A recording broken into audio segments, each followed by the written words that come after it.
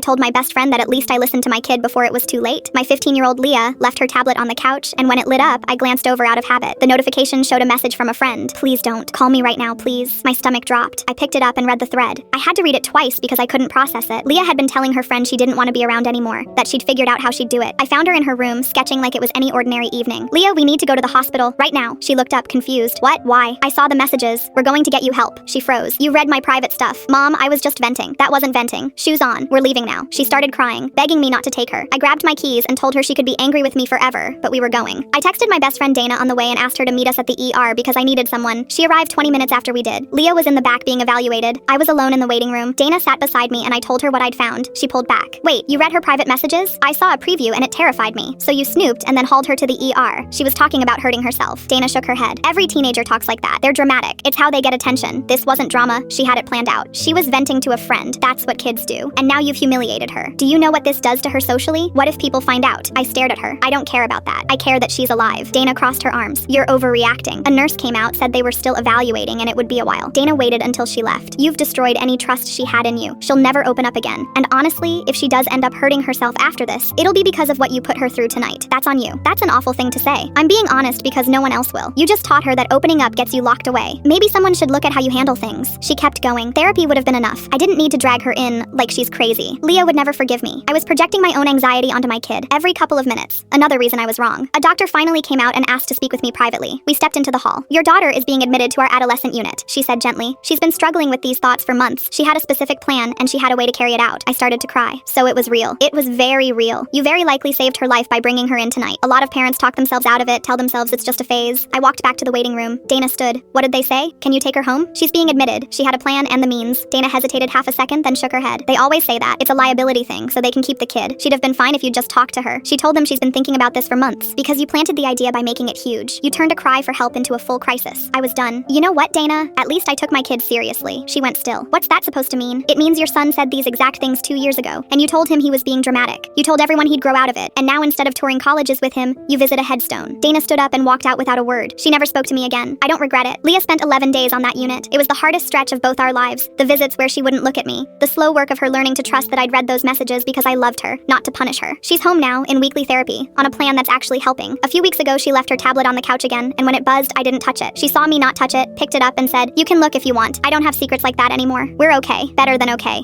Most days." I lost a friend that night, but I still have my daughter. Every single morning, I remember which of those two things I could never have gotten back. If you ever see those signs in someone you love, take them seriously. Be the parent who overreacts. It's the one thing you'll never wish you'd done less.